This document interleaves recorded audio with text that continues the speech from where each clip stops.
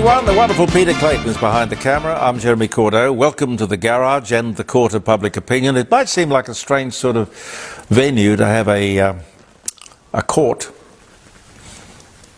but it seemed like a good idea at the time, and it's very comfortable down here. I must admit I do like it. Down in the garage, ladies and gentlemen, and the program brought to you with the very best wishes of Jim Elder's Fine Art Gallery and the Rising Sun Inn just off Kensington Road up there at Kensington. Fine South Australian institutions, and I'm just really glad and thankful to have them on board. Lovely people. The AFL is on course for a head-on collision. It's probably a good way to put it, actually, when I think about it. A head-on collision with the players. The AFL, as you would know, is incredibly wealthy. Pete knows more about it than I do, but they are incredibly wealthy. It's mostly made out of, well, the sponsorship, but it's the broadcast rights for radio and television that really rakes in the money. The players, of course, they are very well paid as well, many of them making $1 million a year and more. The problem is the ever-present danger of injury. Most importantly, and topically, concussion, and the subsequent brain damage leading to early dementia. Now, this is a rough sport, a very rough sport, with all of the inherent dangers and risks.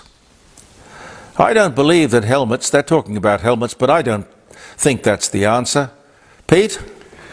The answer, for me, I think they've made the game too fast. Yeah. But I know you don't understand, but when they brought in the interchange, Yeah. it meant that people could run all over the ground, have a rest. Now, when you and I were growing up, you had two people on the reserve bench. But hang on, I haven't grown up yet. But you couldn't run at the pace that they run at now. You couldn't. Yeah. You just couldn't do it. So I think they've changed the rules to that point. But these players know the risks when they take up the sport, as I did. Well, that's a point I want to make too, yeah. If you don't like, I mean, you take the risk. Yes. You accept the responsibility. You don't turn around and sue someone. Yeah. You chose to play the sport. Well, when I went to school in Sydney, of course it was rugby or something like that, but my mother gave me a note because she said, you know, you're not going out there to get beaten up. Well, I didn't play the sport, but I got beaten up anyway. It doesn't matter. I don't believe helmets are the answer because, frankly, the brain is still going to get bruised in a collision. People won't like it because you won't be able to recognise the players as you used to be able to do. You could change the rules and ruin the game, I guess. Or just, well, don't invite the lawyers to the picnic. You know how they love a picnic. Now, the players, as I say, are very well paid for the risks they take. I think a simple disclaimer could be the answer. The players agree not to sue the AFL in the event of injury or any long-term consequence of playing the game. Yeah, I'm getting $1 million a year, I'm going to take the risk. I'm not a lawyer, but I think that could be the simple, inexpensive solution, elegant solution. Anyway, we'll see. We'll see. We are seeing some wage growth in Australia, according to this, which is the wage growth index. But anyway, it should all be connected to productivity, in my opinion, pure and simple, just productivity. That's the way to grow real wages, build bigger, better companies, ultimately the country and the economy. We produce more and better or faster widgets. And of course, Thereby, we, the worker, we, the workers, are worth more money. But you can't just go and say, oh, it's another year, I'm worth more money. No, I don't believe that, never have. You have to put something more in to be worth more. Anyway, as I say, that's just me. Monthly inflation figures out soon. They might tick up a bit, but I don't think there's anything to panic about. Should we have the right, do you think, to work from home? It seems that people are pushing to get this as a matter of course. I was telling you the other day about the federal public servants who are about to get a big new deal, which is, well, it's a big new deal, but the bit that caught my eye was the bit that incorporated their right to choose whether they work at the office or they work from home. Fair Work Australia, they're attending to all of this. They're certainly considering it, and from the federal public servants it'll flow on. And that would affect millions and millions of workers. And of course many more, because if you don't have people in the cities, in the CBDs, there's a huge knock-on effect.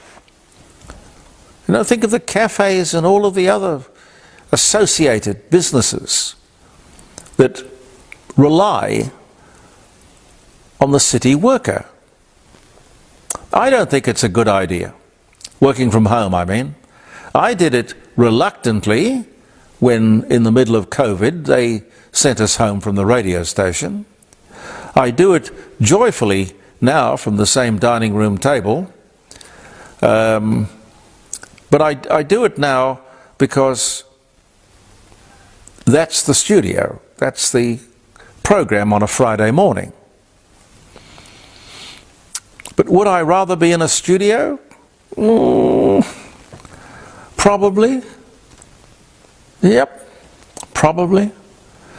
You know, you just don't have the discipline at home. It's all too relaxed. I remember, I think it was last Friday or maybe the Friday before, it was about 2 minutes to 9, and I went out and I made myself a cup of tea, and there was Tony screaming, "Hey, it's 9 o'clock!" And I just casually walked back in, hit the button, and up came the theme. But you know, that wouldn't happen in a studio. No, I don't think it's a good idea. I think it would entrench a whole lot of things that would be nothing more than a slippery slope. The government makes it illegal to speak to an employee outside working hours. And now the worker can decide where he or she will in fact work. No. He who pays the piper calls the tune. I heard a really good example of talkback radio the other day, the power of talkback radio. It was on 3AW. A caller rang in about an insurance company. And, you know, I was curious to see which company it was. Anyway, to his credit, the announcer said, look, well, he's not an announcer, he's a presenter. He said, who was it? And the caller said, well, it's an insurance company who advertises heavily on your radio station. Now, anyway, she went on to say who it was, Budget Direct. Now these guys, there are a whole lot of them who advertise heavily on the media, television and radio. Budget Direct is only one of them, but there are dozens of them. They're all insurance companies with very nice sort of sounding local names, interesting names. They're all based in South Africa. That's where their head office, in South Africa.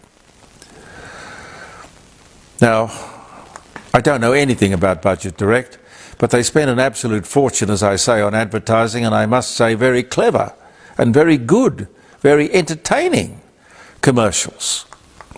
all undone with one call, which unleashed an avalanche of more unfavourable calls. Now these people would not, I think the story was, they wouldn't cover her ceiling claim. Her ceiling collapsed. Now I pricked up my ears because I had a ceiling collapse at my home, down where I do the show on Friday morning, in the garage. Pete, do you remember that? Yes, yeah. It actually fell, 2 cars in the garage, fell on them. And I rang my insurance company, which was Amy, and through Shannon's, I think Amy owned Shannon's as well, who own or insure my cars as well. They were there in 10 or 15 minutes. Of course they covered it. Of course they covered it. You know, but for an insurance company to say to this hapless lady who rang into 3AW, you know, a ceiling collapse is not in your policy. Really? You wouldn't think to do that. You wouldn't think to put it in your policy. But any insurance company with, well, all that promotion and advertising would have that covered in a flash. I don't think it was in my policy. But who would think a ceiling could fall in anyway? But it's something that happens more often than we would imagine, apparently. Anyway, it's a salutary lesson. Save money on advertising and spend more on customer service and living up to people's expectation even when they are slightly unrealistic. Live up to people's expectations. So easy. Anyway, that's something that I just came across. All this rhetoric about home ownership that's going on at the moment, a lot about affordable housing. Well, it's pathetic really. There are 1,000 different ideas.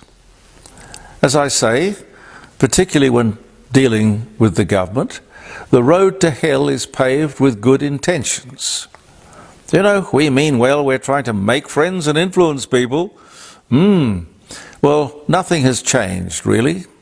The government, with this idea, apparently will partner. They will partner us into home ownership. Well, I'll keep an open mind and I'll keep an eye on that. Then there is this, and I'd like to get these people on the show on Friday. It's called Long View Buying Boost. Long View Buying Boost. And it seems they do pretty much the same as this being partnered into ownership by the government.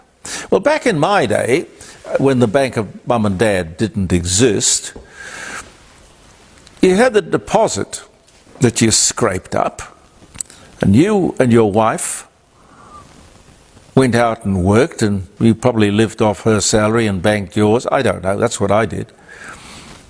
You got a mortgage, and then you got a second mortgage. Funny, you never hear anything about a second mortgage these days. Why don't people get a second mortgage anymore? Is that frowned on? Or not possible to get a second mortgage? They were very common in my day. Anyway, as I say, there are all sorts of plans, but you've got to look at them in the cold, hard light of day and say, well, you know, somebody walks through the door and says, I'm from the government and here to help you, I'd be wary of him. And somebody who comes in and says, well, listen, I will give you, you know, let's say you've got $200,000 and you're trying to buy a $800,000 house and the bank won't quite get you there. You need another $100,000 to be comfortable. these Longview people apparently will give you, when I say give you, lend you the $100,000, which makes the bank more comfortable and your house more readily accessible to you. But I'm not exactly sure how it works, but I'd like to try and find out if I could. World Radio Day, and the BBC trumpeted, I heard, that women will have the loudest voice today. Now, World Radio Day wasn't today, but when I was listening to it, it was. You don't have to be loud, and you don't have to be a man, and you don't have to be a woman. It's not important. It's not the voice, it's what you say with the voice that should be the point. Next Friday, speaking of the Friday show, we'll have Bruce Ferrier as a special guest on the program. He's going to tell us the story about the wonderful Grace Gibson, one of the first, most successful, perhaps the most famous woman in radio history. There have been many. I grew up with Andrea. Well, I used to listen to Andrea. Not sure why, because it was always aimed at the mums and the dads, as Andrea would say. The mums and the dads. Anyway, like Oprah, she only ever used her first name. Everybody knew who Andrea was. I don't even know what her second name was. I had the great honour of working with her, Andrea. She was quite amazing. Knew everyone. She had danced with the Aga Khan. In fact, she'd slept with the Aga Khan. She was remarkable. She loved men. And if she liked you, she would say, "You can put your shoes under my bed any time you like." And you knew she meant it. She was way before Germaine Greer, way before Women's Lib, way ahead of everything. Very colourful woman. She took on, in fact, that was when I was doing her sort of, I was not straight man. I basically did her commercials, time calls, sat opposite her, put her calls through to her. I was only, 22 years old or something. Anyway, I never knew how old she was. She was timeless. But she got into trouble with the radio station, and that Andrea show was all over the Macquarie network. Every station in Australia took that 9 o'clock program of hers. Very successful. She took on with, and God knows why, a man called Darcy Dugan. You can look it up, but he was a well-known, well, there's no point in gilding the lily. He was a criminal. He'd spent more time in jail than he had spent more time on the street. And for some reason, she decided to protect him and to champion him. And she would bring him around to functions and bring him into the station. And, you know, the station ultimately just couldn't cope with it. And prematurely ended her career, even though in those days she would have probably been 80 or 85. But they just couldn't cope with Darcy Dugan. You can Google Darcy Dugan. It's a very colourful story. He was in a way a bit like Al Capone or Frank Nitti or... Well, Al Capone. Yeah, probably an Al Capone. Colourful. Controversial. Always somewhere near the front page of the paper. Anyway, let's see what else have we got. The RBA is going to be meeting next week. They said last month that they almost had to increase the interest rates. Almost had to increase the interest rates. Well, next month I predict there'll be no hike. But they'll talk about the possibility of one. You see, this is the thing. It's not so much putting the interest rates up, but telegraphing the message that spending and a vigorous economy is going to lead to more inflation. So if the Reserve Bank can scare the pants off us by telling us that an interest rate is on the cards, it'll have the same effect as putting the interest rates up, but it won't hurt quite so much. You see what I'm coming from? If spending keeps climbing and wages keep rising, it's all inflationary. But the government thinks that we won't notice. More money in our pocket? Hey, that's what they're interested in. Just more money. But it can lead to inflation. And if it all disappears in higher prices, are we that stupid? Possibly. How much time have I got, Pete? None. Sorry. Okay. And again without my glasses. I'm going to find them, I know. I'll find them. It's the 29th of February. Wow. Is that leap year, Pete? Yes, yes. Wow, happy leap year. Golly, it was a lovely story about a 100-year-old woman who was in fact only 25 years old. Yes, I saw that. How about that? Davy Jones, British singer and actor, The Monkees, Daydream Believer. Who wrote Daydream Believer? John Stewart. Who did? John Stewart. John Stewart. Yeah. Great song, I love that. Love that. Hit in 1967. I remember it well. Dies from a heart attack at the age of just 66. The year was 2012. Christopher Columbus uses a lunar eclipse to frighten hostile Jamaican Indians in 1504. Tony Robbins, the American motivational speaker, was born. I talked to him once. He's a very interesting character, Tony Robbins. Born in 1960. Jonathan Coleman, Anglo-Australian entertainer, was born in 1956.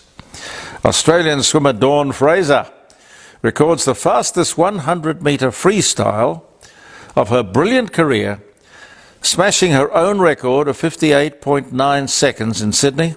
Goes on to win her third straight gold in the event at the Tokyo Olympics, 1964. On this day, and then she harmlessly climbs a flagpole and gets banned for life or some such nonsense. Anyway, 1960, I like Dawn Fraser. She's a nice lady. 1960, the first Playboy Club featuring bunnies opens in Chicago. What's the connection between bunnies and Playboys, I wonder? Anyway, that was 1960. The beginning of a bobtailed era. John Hope. He was Lord Hopetoun. He dies Governor General of Australia. In fact, he was the first Governor General of Australia. 1908. Dies on this day. The first people are accused of witchcraft in Salem, Massachusetts. Sarah Good and Sarah Osborne. And Tibula, who was a West Indian slave, all accused of witchcraft. 1692, it doesn't say what their fate was, but I'm quite sure it wasn't going to be pleasant. Hattie MacDonald becomes the first African-American woman to win an Oscar for Gone with the Wind in 1940. Pierre Trudeau announces he is stepping down after 15 years as the Canadian Prime Minister in 1984. And I'll give you one more. 1968, the US ends regular flights with nuclear bombs on board. Yeah, I remember this story. 1968, the US performs a nuclear test at Nevada test site. But anyway, going back to the regular flights, these were B-52 bombers. These huge, huge aeroplanes. You can't, bigger than a 747. And you can't imagine how this thing, I think it had 8 jet engines, and each jet pod hanging under each wing had 2 jets attached to it. It was an enormous aeroplane. And they had, I don't know how many of them, but there would be one in the air all the time. And it was a thing called SAC, the Strategic Air Command. And SAC was charged with the responsibility of, in the event of nuclear war, that aircraft that would be out and about with nuclear bombs in case of an attack on the United States, continental United States, and for some reason America couldn't get missiles in the air or something, it had a whole handful of nuclear bombs on the B-52, which would immediately be routed to Russia. What's changed? Nothing's changed, really. Same old story, isn't it? Anyway, they refueled them in the air, and they stayed in the air until such time as they would get another one up that would take up the role. But there was never a moment during these Cold War years that there wasn't a Strategic Air Command B-52 nuclear-equipped bomber ready to go. I don't think we sort of see that kind of readiness anymore. Perhaps that's good, perhaps it isn't. Thank you very much for viewing the Court of Public Opinion, ladies and gentlemen. Happy leap year day, or whatever it is, and we'll talk in the morning, 9 o'clock, around the dining room table. JeremyCordeaux.com if you want to tune in. We got guests, we got phone calls, we got music, we got all sorts of stuff. Believe in yourself. Peter Clayton and I will be back. Have a lovely weekend, and bye for now.